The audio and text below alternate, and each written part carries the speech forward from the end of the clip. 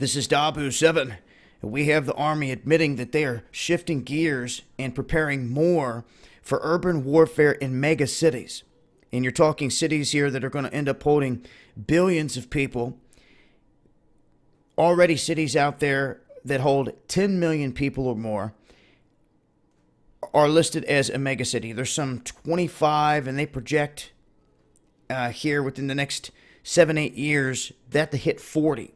And that's going to continue to grow. By 2035, they're saying that some cities, certain spots around the globe, could see 1 billion themselves, depending on where it's at. You're looking at populations like China, India, and the mega cities that they are building themselves.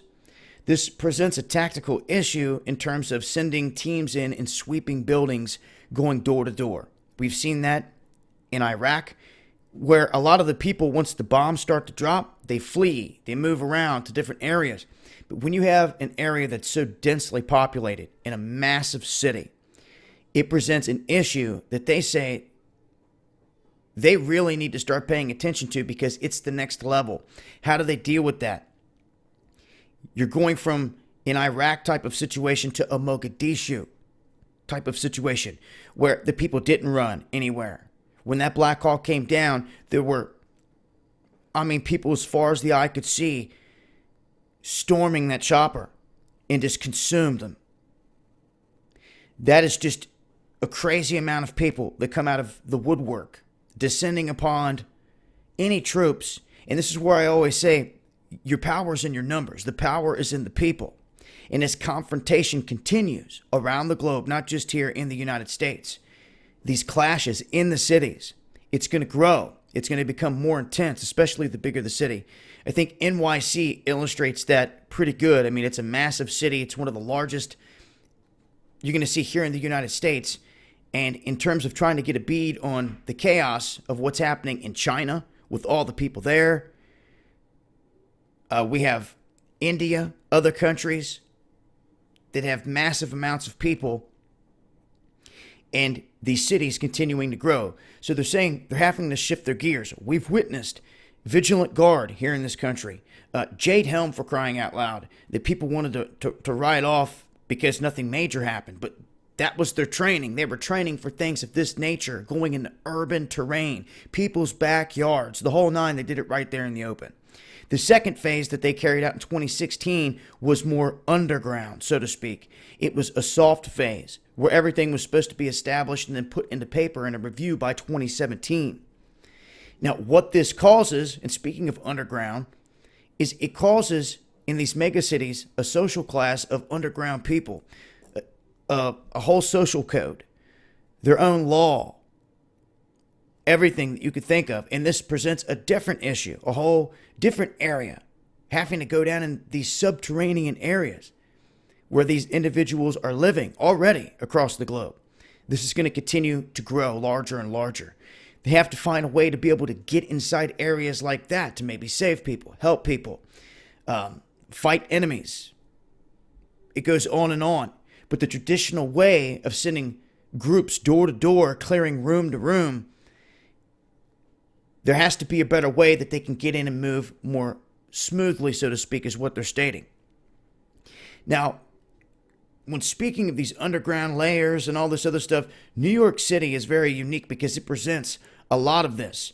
And it brings to mind Tom Clancy's The Division, which is based on a smallpox episode in NYC. But what is key about that is it shows the breakdown of society. And it shows what you have to go through to get by and survive in a massive city, with having to go underground, having to get your basic needs, to get electric back up, fighting rebel gangs in the streets around every corner. Could you imagine that? In a city of this size, all the different turf and territory marked off.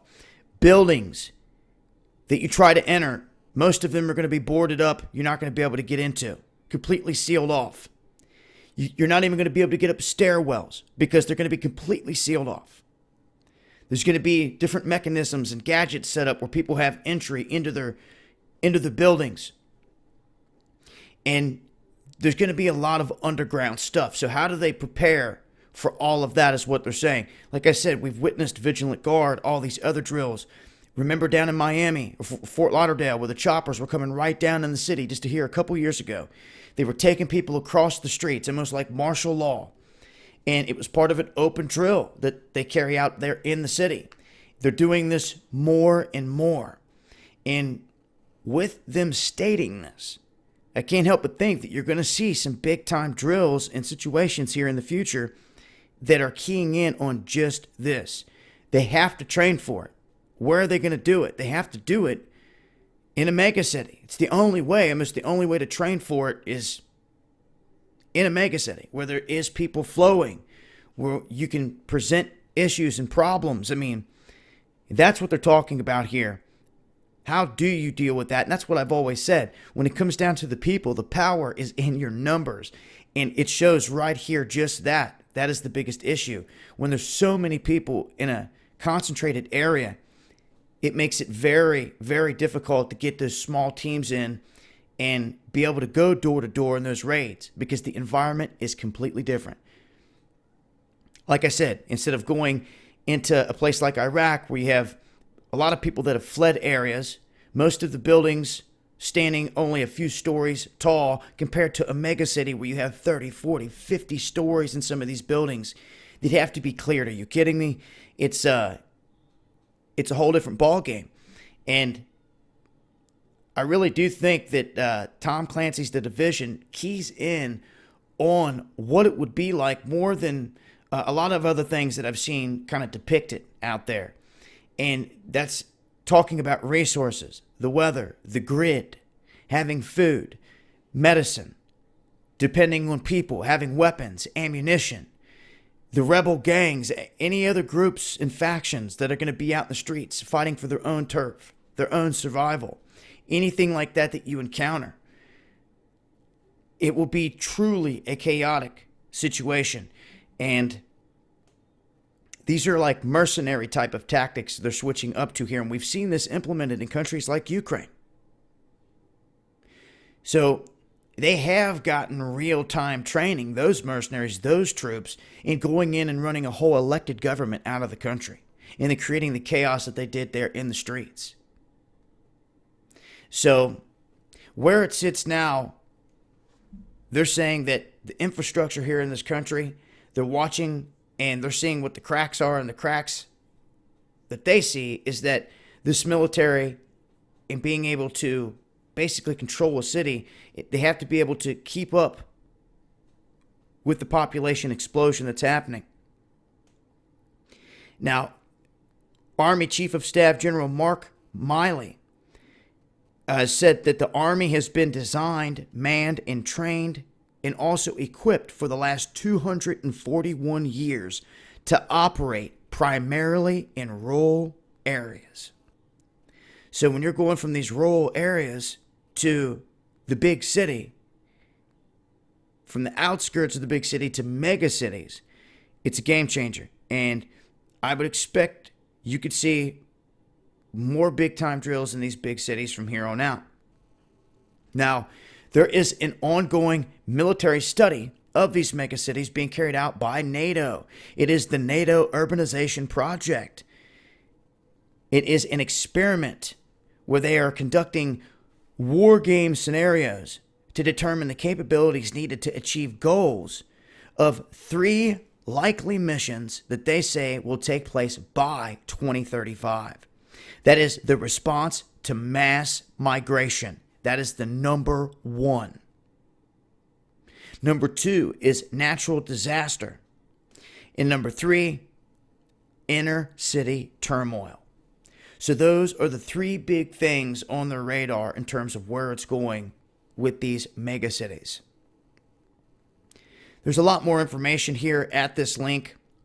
I will leave it in the description box so you guys can read up on a little bit more of what they're talking about here. But it's interesting to note that the Pentagon even put out a video. There's a whole piece here at this link I'm going to leave where you can watch the Pentagon's video talking about just this. By the year 2025, these mega cities, which hold 10 million or more people, there's 25 of them, there's going to be at least 40.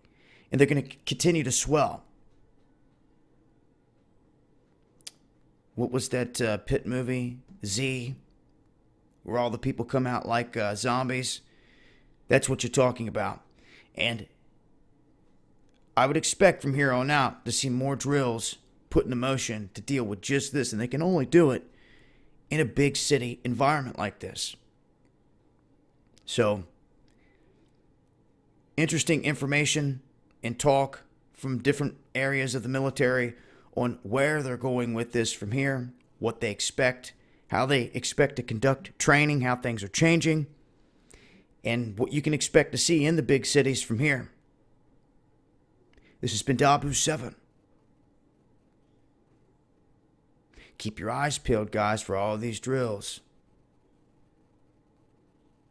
Much love.